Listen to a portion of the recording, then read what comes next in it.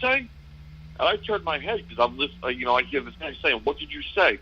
I didn't even know that was Bobby Fulton. I turned my head. He goes, "What did you say?" I said, "I don't know what you're talking about, but I didn't say Bobby Fulton sucks." So he goes, "Well, who fucking said that?" Or who didn't say fucking? I'm sorry. He goes, "Who said that then?" I said, "I don't know. It came from that way." He probably said, "I reckon you said that." He went around my car. He went up to Vinny, who was in my car, and Vinny goes, he asks, "Did you see Bobby Fulton sucks?" And Vinny goes, gets out of the car. I don't even know who Bobby Fulton is. So I made him look like an idiot. He comes back over to me and goes, "And what's your name in the white shirt?" I said, "What the fuck do you care? What's your deal, bro?" Like, Alan was still taking the stuff, getting closer and closer and closer. And I had to tell him, "Back the fuck up. You have 5 seconds to get away from me, or 3 seconds to get away from me, because I'm going to beat the shit out of you." Vinny came over and he saw that I was getting really agitated, and he knew that I was not going to stop if I had to hit him. So I put all my shit in the trunk. I closed my trunk, and I told him, "Get the fuck away from me. This is the last time I'm telling you." He started walking away, and his buddy that he was with, the promoter, so I said to him, he goes, "That wasn't even the guy that said it." Which, So, you gotta know that somebody yelling out somebody in one tone of voice, and then there's another person talking to you in a different tone of voice, that you gotta understand, he just wanted it to be you. Because he knew that you were the one that was arguing with his kid on the phone.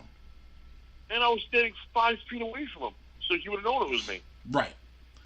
That's part. That was just a reason for him to start trouble. Joe.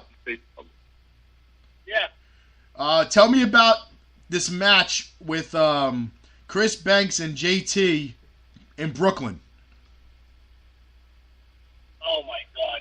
Well, Banks worked twice that night because he cashed in the Money in the Bank gimmick we had. Right. But holy shit, I felt bad for Banks that night because this guy, again, drunk or high out of his fucking mind. And I don't think the match is up anywhere. I have it in my archives, but yeah, it was bad. You see Chris Banks work. Of course. Chris Banks is right in the ring, and this guy's just fucking god awful. I think Chris Banks and Scotty should have a match in the Wawa parking lot. That's what I think. Chris Banks and Scotty? Yeah, since they like to hang out now at Wawa. Well, that's the other JT. You're talking about JT, your cousin. No. I was talking about his tag team partner. No, but last night that picture was taken at Wawa. And that was yeah, you told me that. Yeah, and that was Banks who took the picture. Oh, okay. I have a question from a fan for you, Mooch. They wanted to know why Mike Rotunda left so early. From where? Warriors. Mike Rotunda was not allowed to be there when matches started because of his WWE contract. There you go. We left probably the same time as everybody else. We left the same time as you left.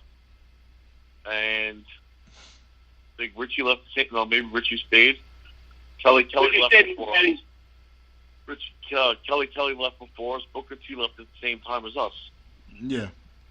So, I mean, we were there for a while, and once the show started, we had to leave because WWE contract states he's not allowed to be anywhere near independent wrestling when it's being taped, etc. So.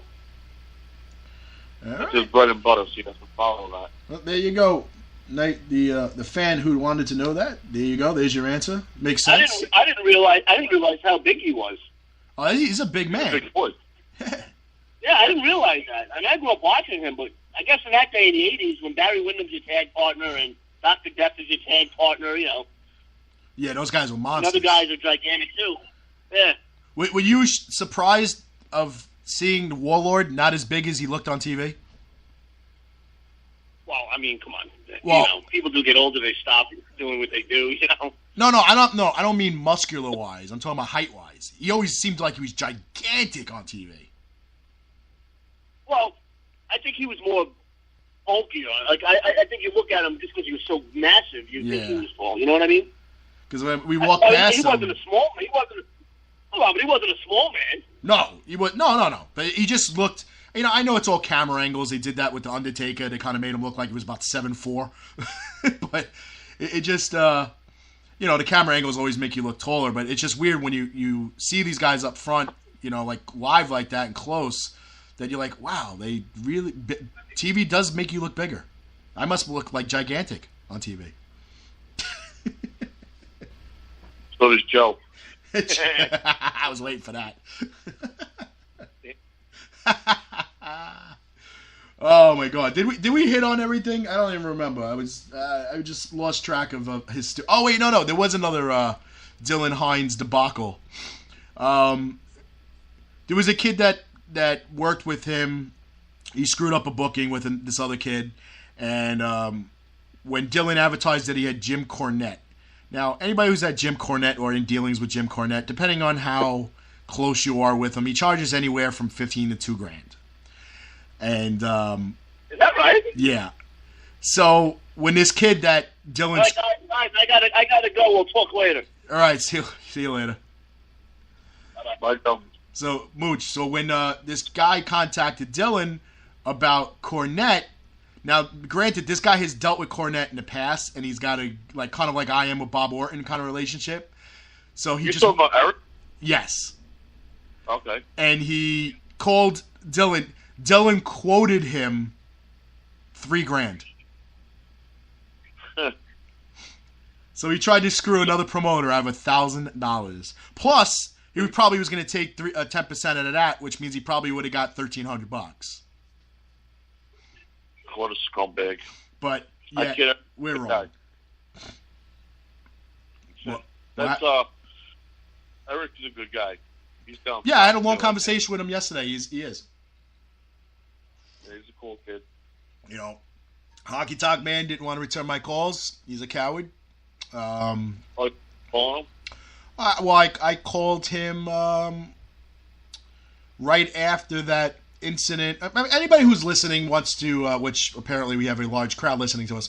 The Honky Tonk situation goes as follows. The Honky Tonk Man has an official page on Facebook, and on his page he posted a photo of Karen Q and himself shaking hands at, I think it was called Chick Fight.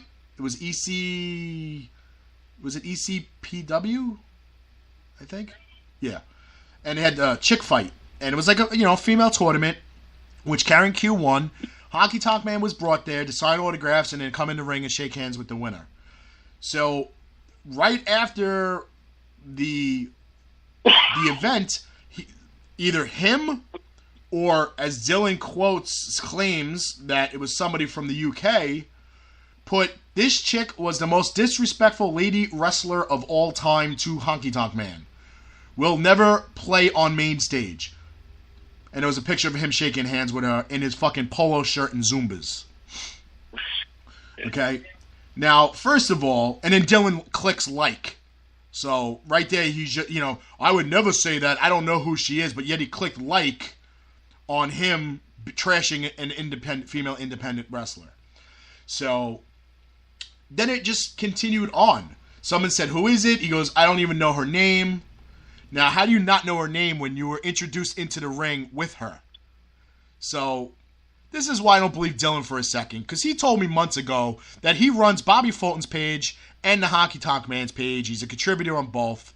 And we know he was because he was talking through Bobby Fulton's page the day he was talking trash about Manny Fernandez on Eric Sims's post. So, I called him out numerous times on the Honky Tonk Man's post, and he didn't defend himself once, and either did the Honky Tonk Man. So, it really doesn't really come off as good. But he basically called Karen Q a see you next Tuesday, a CUNT, publicly on Facebook. Okay. Well, somebody. Well, yeah, somebody. But when you call the Honky Tonk Man to ask him, he doesn't want to call back and answer anything. And then, of course, you got a bunch of, fanboys on there sticking up for him, because he's been in the business for 40 years. That makes it okay to call an female independent worker a CUNT. I'm not saying that word. So. Right. So, and then he reposted it again, where he said, "This chick was the most." Was it that one? Wait, he posted it again. Where's the second one? It was a repost of the same. There you go. This disrespectful, smart-ass attitude wants to be a pro wrestler, will never perform on the big stage. Just another smart-ass wannabe. With the same picture. So, wow. Where Dillon claims he doesn't, agree with what was said, he literally posted a couple hours later promoting Honky Tonk Man at Chiller and another signing. So why would you do that? I feel bad for the kid, Dillon. He doesn't have a clue what's going on. He's trying to make money, which I give him credit for, but... That's great. Everybody's got the right to do it, but you can't be a little boy in a men's business. Well, right. Sorry, I don't want to say men's business. In an adult business. I mean, listen, everybody gets bookings fucked up every once in a while, but never that people have to call you out on this shit, Right. Look, the bottom line is, again, we know his father was walking around getting phone numbers from people. He did it with Wild Bill Irwin, who went there as the goon. He did it with Wendy Richter because the promoter who brought her in told me that he went up to her and got his information. And I spoke to Bob Orton personally, and he told me that Bobby Fulton confronted him when he left the table on his way to the bathroom. Bob didn't go in the other room to go talk to him. Bob wouldn't get up from the table and just wander off because Bob's respectful and professional. He would never do that. So right. To go talk to a guy on the way to the bathroom to get phone numbers to get for your kid is disrespectful. It's unprofessional. They're on our dime. If you would have came up to me and asked me like an adult and a professional, I might have been like, okay, yeah, no problem. Go talk to him. But you didn't. So you're a piece of shit in my book. So screw you. And I'm glad he's banned. That's the whole thing that I said about the WrestleCon last year. Yeah. Some company starts getting his autographs, like he's stopping a line for Shamrock, and it's not cool. You just go up to him like, "Oh, can you sign this?" So I had to put a stop to him right away. So I said, "Look, you didn't pay for him to fly in. You're not paying his appearance fee. You're not paying for his hotel. You're not even asking if you can get an autograph." No, you can't get it. Well, I just got Doink and Dink and Barry and Gilbert. Okay, you got them. So you got me on 4 autographs out of 5. You should be happy and walk away. I just laugh at the fact that he's trying to distract the point with stuff that has nothing to do with what we're talking about. The Heidenreich situation, Honky Tonk Man saw the whole thing. Honky Tonk Man was sitting where Bob Orton was sitting, which was in the other far corner of the room. And I was sitting in the back corner of the room because I didn't even hear any of that shit going on. Hold on one second. Here we go. All right, we're joined in by RDP's in the house. What's up, guys? What's up, player? What's going on there, brother?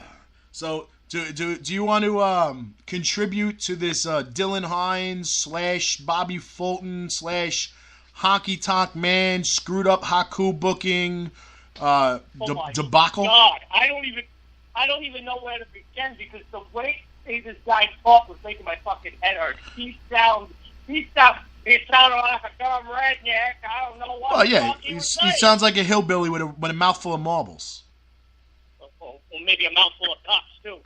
Oh shit! Wow, Richie getting spunky. Listen, and by the way, just before I go into my little tirade, and thank you, Kevin, for saying he makes me look like a Rhodes Scholar. Thank you. And that's no BS. Oh, would you stop with the Eric Sims line? Jesus. Oh, shut up. I can do what I want. Jesus. Do you have an original bone in your body? Or did you steal all your shit from everybody? I stole all my shit from everybody. That's all right. Hey, listen. Listen. At least I'm a man enough to admit it.